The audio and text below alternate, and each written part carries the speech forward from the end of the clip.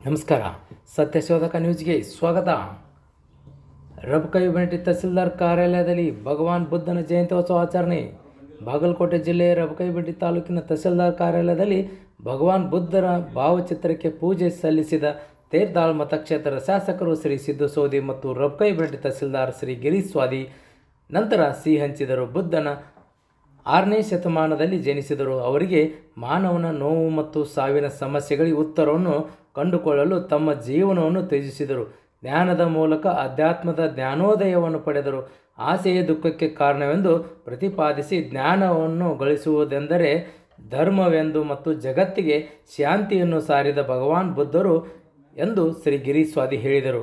ಉಪಸ್ಥಿತಿಯಲ್ಲಿ ಶಿರಸ್ತೇದಾರರು ಶ್ರೀ ರಾಜಶೇಖರ್ ಸಾತ್ಯಾಳ್, ಶಿರಸ್ತೇದಾರರು ಶಾಂತಾ ಕೂಗಾಟೆ, ಕಂದಾಯ ನಿರೀಕ್ಷಕರು ಶ್ರೀ ಪ್ರಕಾಶ್ ಮಠಪತಿ, ಗ್ರಾಮ ಆಡಳಿತಾಧಿಕಾರಿ ಶ್ರೀ ಸದಾಶಿವ ಕುಂಬಾರೆ, ಚೇತನ್ ಭಜಂತ್ರಿ, ರವಿ ಹುಲ್ಲನ್ನವರ್, ಅಲಿಸಾಬ್ ತಾಂಬೋಳಿ, ಶ್ರೀಮಂತ್ ಹಿಡ್ಕಲ್, ಕಿಶೋರ್ ಸೋನವಣಿ, ರವಿ ಇಟಿ ಮತ್ತು ಮುಂತಾದವರು ಹಾಜರಿದ್ದರು.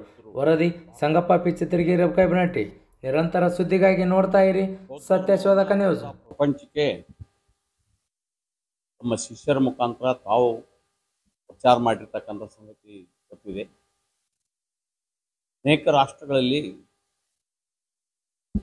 ಚೀನಾ ಹಿಡ್ಕೊಂಡು ಚೀನಾ, ಕಂಬೋಡಿಯಾ, ವಿಯೆಟ್ನಾಮ ಈ ರೀತಿ ಅನೇಕ ರಾಷ್ಟ್ರಗಳಲ್ಲಿ ಬೌದ್ಧ ಧರ್ಮವನ್ನು ಸ್ವೀಕಾರ ಮಾಡಿ ಅವರ ಅನುಯಾಯಿಗಳು ಭಾಳ ದೊಡ್ಡ ಪ್ರಮಾಣದಲ್ಲಿ ಇರ್ತಕ್ಕಂಥ ಸಂಗತಿಯನ್ನು ನಾವು ಕೇಳಿದ್ವಿ.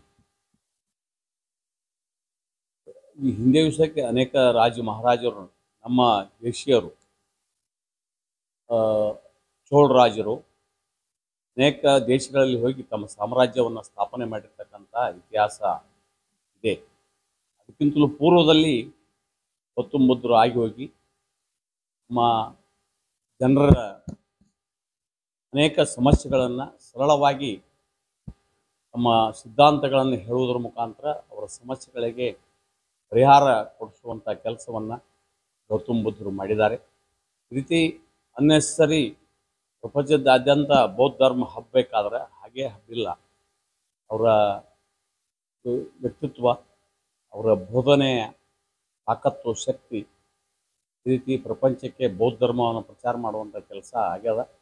ಮತ್ತು ಅನೇಕ ಸಮಸ್ಯೆಗಳಲ್ಲಿ ಇರ್ತಕ್ಕಂಥ ಜನರಿಗೆ ಮುಕ್ತಿ ಕೊಡುವಂಥ ಕೆಲಸವನ್ನು ಬುದ್ಧರು ಮಾಡಿದ್ದಾರೆ ಅನ್ನುವಂಥದ್ದನ್ನು ಸಹಿತ ಈ ಸಂದರ್ಭದಲ್ಲಿ ಹೇಳ್ತೀನಿ. ನಮ್ಮ ದೇಶದಲ್ಲೂ ಸಹಿತ ಡಾಕ್ಟರ್ BR ಅಂಬೇಡ್ಕರ್ ಸಂವಿಧಾನ ಶಿಲ್ಪಿ ಕೊನೆಯದಾಗಿ ಯಾವ ಧರ್ಮವನ್ನು ಸ್ವೀಕಾರ ಮಾಡಲಾರ್ದೆ ತಮ್ಮ ಮನಃಶಾಂತಿಯನ್ನು ಕಾಪಾಡಿಕೊಳ್ಳಿಕ್ಕೆ ಮತ್ತು ಇನ್ನೂವರೆಗೆ ಒಂದು ಅಸ್ಪೃಶ್ಯತೆಯನ್ನು ನಿವಾರಣೆ ಮಾಡಲಿಕ್ಕೆ, ಯಾವ ಧರ್ಮದಲ್ಲಿ ಅಸ್ಪೃಶ್ಯತೆ ಇಲ್ಲೋ ಆ ಧರ್ಮವನ್ನು ಸ್ವೀಕಾರ ಮಾಡೋದ್ರ ಮುಖಾಂತರ ಬೌದ್ಧ ಧರ್ಮದ ಅನುಯಾಯಿಗಳಾಗಿರ್ತಕ್ಕಂಥದ್ದನ್ನು ಸಹಿತ ನಾವು ಕಂಡಿದ್ದೀವಿ. ಈಗ ಒಟ್ಟಾರೆಯಾಗಿ ಬುದ್ಧನ ಸಂದೇಶ ಪ್ರಪಂಚಕ್ಕೆ ಶಾಂತಿಯನ್ನು ಸಾರುವಂಥ ಸಂದೇಶ ಆಗಿದೆ. ಬುದ್ಧನ ಸಂದೇಶ ನಾವು ಪಾಲಿಸಿದ್ರೆ ಇಡೀ ಪ್ರಪಂಚ ಶಾಂತಿ, ನೆಮ್ಮದಿ, ಸುಖದಿಂದ ಬಾಳಲಿಕ್ಕೆ ಸಾಧ್ಯ ಆಗತ್ತೆ ಅನ್ನುವಂಥ ಮಾತನ್ನು ಈ ಸಂದರ್ಭದಲ್ಲಿ ನಾನು ಹೇಳಿ ಬಯಸ್ತೇನೆ. ಆ ಕಾರಣಕ್ಕೆ ಈ ಬುದ್ಧ ಜಯಂತ್ಯೋತ್ಸವದ ಶುಭ ದಿನದಂದು ನಾಡಿನ ಸಮಸ್ತ ಜನತೆಗೆ ಒಂದು ಶುಭಾಶಯಗಳನ್ನು ಕೋರುತ್ತಾ ನನ್ನ ಮಾತು ಮುಗಿಸ್ತೇನೆ. ಜೈ ಹಿಂದ್, ಜೈ ಕರ್ನಾಟಕ.